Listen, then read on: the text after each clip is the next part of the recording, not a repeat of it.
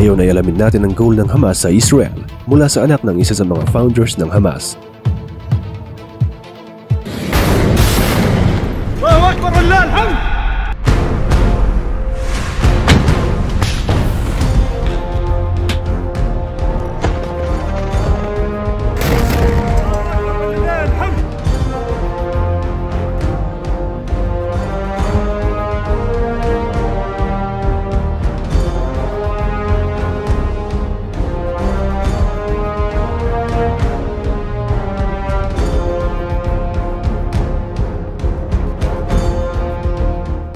Ito si Mossab Hassan Youssef. Itong si Mossab ay lumaki na Muslim at kung tutuusin ay namumuhay siyang parang prinsipe nung kasali pa siya sa Hamas. Pero nakita niya kung gaano kasama ang Hamas. I witnessed their brutality firsthand when I was in prison, when they tortured so many Palestinian people for suspicion of collaborating with Israel.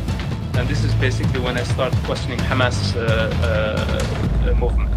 Marami nang nasaksihan si Mossab na masasamang ginawa ng Hamas sa mga tao, lalo na sa mga Israelita at hindi Muslim. Pero hindi rin ligtas ang kapwa nila Muslim dahil maging sila ay biktima rin sa kasamaan ng Hamas. At ang Hamas daw ay kunwari pinaglalaban ang karapatan ng Palestine, pero ang totoo ay Islamic religious movement ito na nagnanais lamang sirain ang Israel at hindi ito pwedeng mabakuran ng borders ng mga bansa. Ibig sabihin ay hindi lang limitado sa Israel, Lebanon, Syria o sa mga bansa sa Middle East dahil ang layunin nito ay masakop ang buong mundo. At ang mga sinasabi kong ito ay hindi mula sa akin, kundi ito mula mismo kay Mossab. You worked alongside your father, so you got a great insight into Hamas. Tell me this from the start. What were the intended plans for Hamas when it was founded, when it started, when it developed? What was the plan? You know, since its establishment, Hamas has one goal in mind, which is annihilating the state of Israel. Like the best, it's a compromise that they could do is having a truce for 15 years, a ceasefire for 15 years as maximum, you know, but with no guarantee how they will act after. It's absurd. It's not a secret that Hamas wants to destroy the state of Israel. They cannot accept Israel or accept Israel's right to exist. Ito kasing si Mossab ay naging Kristiyano na at naging spy ng Israel at kasama ngayon na lumalaban sa Hamas. Hindi niya maatim ang masamang hangarin ng Hamas na patayin lahat ng Israelita at maghari sa Middle East.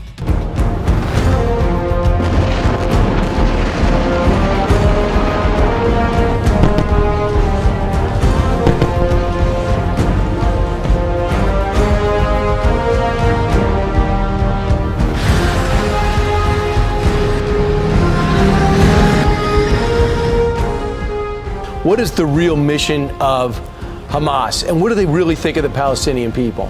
You know, Hamas is not a national movement. Hamas is a religious movement with a goal to establish an Islamic state. They don't care for nationalism. Actually, they are against nationalism.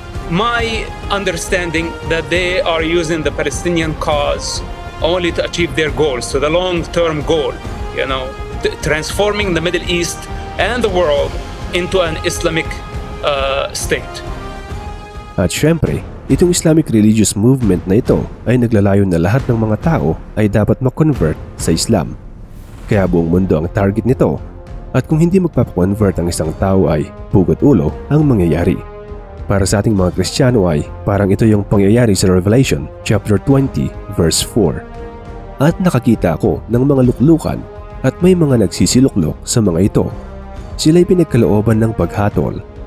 At nakita ko ang mga kaluluwa ng mga pinugutan ng ulo dahil sa patotoo ni Jesus at dahil sa salita ng Diyos. At ang mga hindi sumamba sa hayop o sa kanyang larawan man at hindi tumanggap ng tanda sa kanilang noo at sa kanilang kamay. At sila'y nangabuhay at nagsipagharing kasama ni Kristo sa loob ng 1,000 taon. Siguro ay marami ang magre-react ng mga kababayan nating Muslim dahil sa mga nasabi natin sa video na ito. Ngunit dapat nating madarisan ang issue na ito dahil totoo nga naman na kung makadiyos ang isang tao ay bakit kailangan niyang kunin ang karakter ng Diablo? Bakit kailangan niya itong isabuhay? Ang karakter ng Diablo ay yung nasa John chapter 10 verse 10. Dumarating ang magnanakaw para lamang magnakaw, pumatay at manira. Hindi natin sinasabi na tama lahat ng ginawa ng Israel na pag-atake at pagpatay dahil maging sila ay may pagkukulang pa rin.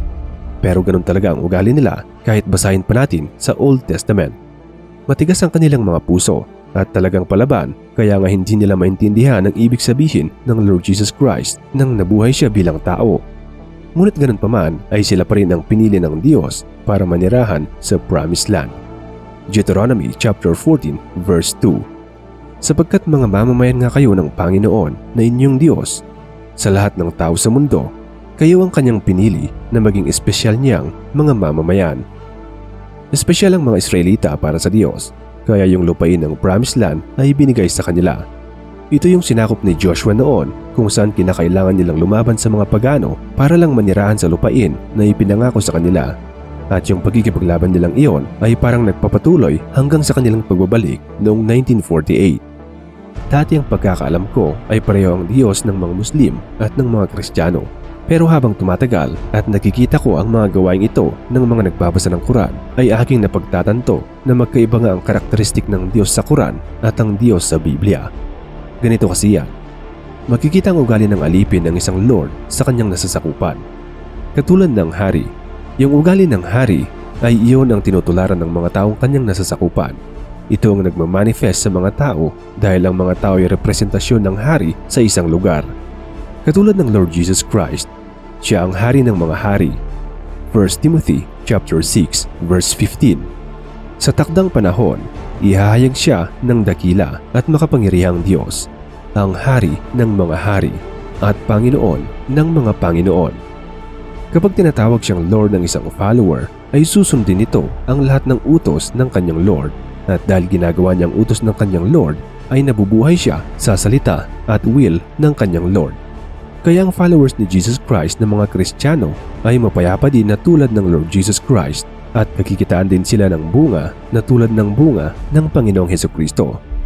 Ito yung mga bunga na makikita sa Galatians chapter 5 verses 22 to 23. At ang isang natampok sa ating video ngayon ay itong relihiyon ng Hamas. Kung ano yung utos ng kanilang Diyos sa Quran ay iyon ang kanilang sinasabuhay. At ang tanong ngayon ay, mabuti ba itong ginagawa ng Hamas na pagpatay, pang-hostage at iba pang pang-abuso na ginagawa sa kanilang mga hostage? Obvious na hindi po. Kahit na hindi pala simbang isang tao, ay masasabi pa rin niyang natural law na masama ang pagpatay. Ang katotohanan ay isa ito sa 10 utos na nakasulat sa Biblia na hindi mababasa sa Quran. Itong Hamas para sa aking obserbasyon ay manifestation na mismo ng Diablo. Ulitin natin ang karakter ng Diablo sa John chapter 10 verse 10. Dumarating ang magnanakaw para lamang magnakaw, pumatay at manira. Basahin din natin sa 1 Peter chapter 5 verse 8. Maging handa kayo at magbantay. Ang Diablo, ang kaaway ninyo, ay parang liyong umaatungal at aali-aligid na naghahanap ng malalapa. Ito ang karakteristik ng Diablo.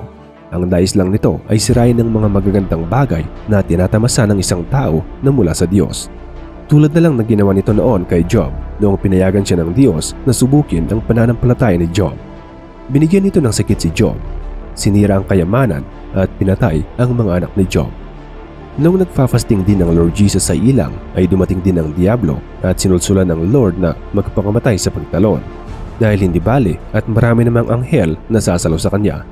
At sinabi rin sa Lord Jesus Christ na sambahin siya kapalit ng maraming kayamanan sa lupa. Ganito ang karakteristik ng Diablo at makikita ito sa mga gawain mismo ng Hamas.